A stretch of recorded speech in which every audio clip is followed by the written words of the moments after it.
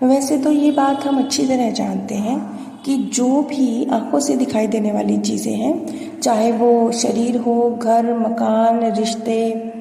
या आपकी डिग्रियाँ मीन्स आपके कागज़, आपके सर्टिफिकेट, वो सब चीज़ें इसी धरती पर रह जाती हैं। लेकिन ये नियम कि मृत्यु के बाद आपका सब कुछ इस धरती पर रह जाएगा सिर्फ भौतिक चीज़ों पर लागू होता है। इसके अलावा ऐसी बहुत बहुत बहुत सारी चीज़ें हैं जो आप अपने साथ लेके जाते हैं। बल्कि अगर मैं ये कहूँ कि आप बहुत सारी चीज़ें 90% चीज़ें अपने साथ लेके जा रहे हैं, यानी कि वो सारा मटेरियल, सारी सामग्री जो आपके अगले जन्म का निर्माण करने वाली है वो आप लेकर जा रहे हैं।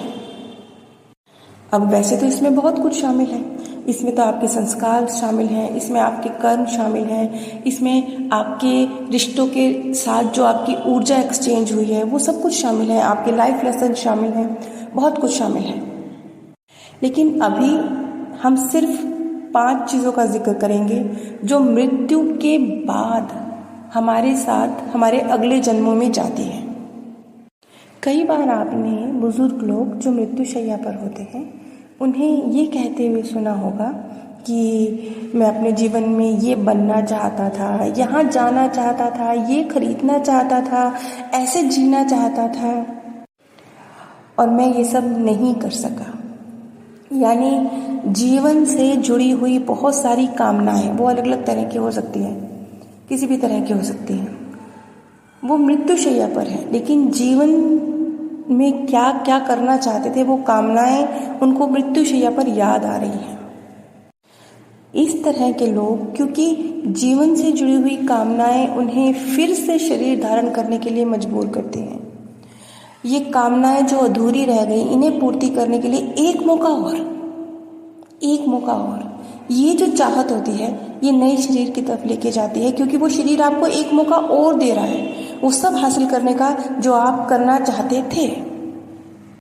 लेकिन जब वो व्यक्ति नया शरीर धारण करेगा तो वही कामनाएं जिनकी पूर्ति की उसकी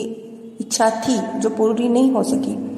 उन्हीं कामनाओं को पूरा करने के लिए एफर्ट करेगा और उन्हीं को पूरा करने के लिए नया शरीर धारण करेगा। तो अगर आपकी इस तरह की कामनाएं हैं तो ना सिर्फ ये तय हो चुका है कि आप अगला शरीर धारण करेंगे और अधिकतर चांस है कि आप मनुष्य का ही शरीर धारण करेंगे, और साथ ही साथ ये भी निश्चित हो गया कि आप जब वो शरीर धारण करेंगे तो किन चीज़ों को पाने की कोशिशों में उस जीवन को आगे बढ़ाएंगे। दूसरी चीज़ है वासना। वैसे तो कामना ही बाद में जाकर वासना बनती है, लेकिन फिर भी इनमें फर्क है। कामना फिर भी एक सकारात्मक नजरिए में हो सकती है, उसकी एक लिमिटेशन हो सकती है, लेकिन वासना वो लिमिटलेस है और अधिकतर मनुष्यों को पता ही नहीं चलता कामना कब वासना में तब्दील होती है। अब वासना मतलब क्या? उदाहरण के तौर पे मान लेते हैं कि किसी को शारीरिक चाहतों की बहुत ज़्यादा चाहत है और उसे जीवन में ये नहीं मिला है, वो बहुत ज़्यादा इस चीज़ के लिए, एक कामना से बढ़कर ये चीज़ है, ये चीज़ वासना में परिवर्तित हो चुकी है। तो ऐसा व्यक्ति जब मृत्यु को प्राप्त होगा तो बहुत संभव है कि नेक्स्ट बर्थ जो उसे मिलेगा उसमें वो या तो किसी प्रोस्टिट्यूट की तरह कार्य करेगा, वो ये भी हो सकता है कि जैसे आप साइको लोग देखते हैं जो बहुत ज़्यादा वासना में होते हैं, इस तरह के व्यक्ति के रूप में जन्म लेगा, क्योंकि कामना एक स्टेप आगे बढ़ गई है और वासना में तब्दील हो गई है। अब इस तरह के इंसान का बर्थ कैसा होगा? जिस भी चीज़ की कामना और वासना में परिवर्तित हो चुकी है वो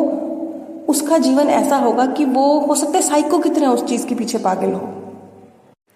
कुल मिला के जिस भी चीज़ की वासना, चाहे वो शारीरिक सौंदर्य की हो, चाहे वो शारीरिक प्रेम की हो, चाहे वो धन की हो, अगर एक्सट्रीम हो गई है तो वो व्यक्ति नेक्स्ट बर्थ एक ऐसे इंसान के रूप में लेगा जो इन्हीं चीज़ों के इर्द गिर्द, इनमें बहुत बुरी तरीके से इन्वॉल्व है, मतलब इतनी गहराई से इन्वॉल्व होगा कि हो सकता है वो किसी साइको के रूप में हो या समाज में बुरा इंसान बनने को भी तैयार है, लेकिन उन वासनाओं की पूर्ति चाहिए। और तीसरी चीज़ है जो आपके जन्म की वजह बनती है, वो है कर्म। अब कर्म आपके किसी भी तरह के हो सकते हैं, सकारात्मक या सकारात्मक के विपरीत, लेकिन जो भी कर्म आपने किए हैं उनसे जो ऊर्जा निर्मित हुई है वो ऊर्जा आपके पास लौट कर आएगी। और ये जो कर्म की ऊर्जा है, ये चाहे आपने एक अच्छा जीवन जिया हो या आपने एक खराब जीवन जिया हो, जैसा भी जीवन जिया हो, अगर आपका रीबर्थ होता है तो ये हर हाल में आपके पास आती है, क्योंकि ये हर तरह की कर्मों की ऊर्जा, इसमें आपने जो सोचा, जो बोला, जो किया, सब कुछ इन्वॉल्व है, सब कुछ। क्योंकि कर्म ऊर्जा है और वो ऊर्जा आपकी सोच से भी क्रिएट हो रही है, आपके बोलने से भी क्रिएट हो रही है, आप जो सुन रहे हैं उससे भी क्रिएट हो रही है, आप जो कर रहे हैं उससे भी क्रिएट हो रही है। और चौथी महत्वपूर्ण वजह है मोह। मोह विशेष तौर पर ये जो मोह होता है अधिकतर लोगों में अपने लोगों के प्रति होता है, अपनी फैमिली मेंबर्स के प्रति होता है। अगर कोई व्यक्ति मृत्यु शैया पर है और वो बहुत ज़्यादा अपनी फैमिली से अटैच है, हर वक्त उस उन्हीं की चिंता में मर रहा है और सिर्फ उन्हीं के लिए सोच रहा है, तो उसका जो नेक्स्ट बर्थ होगा वो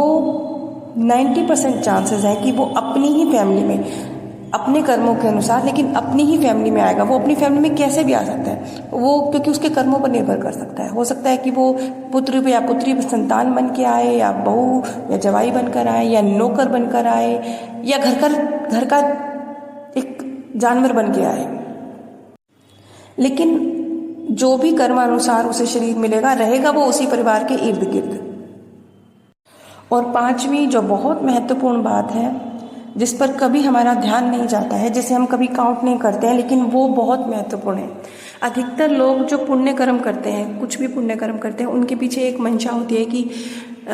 भगवान हमें रिटर्न में कई गुना करके देंगे, हम आज कर रहे हैं हमें नेक्स्ट बर्थ में मिलेगा, कर रहे हैं, किसी को दे रहे हैं और सोच रहे हैं कि ये हमें नेक्स्ट बर्थ में मिलेगा।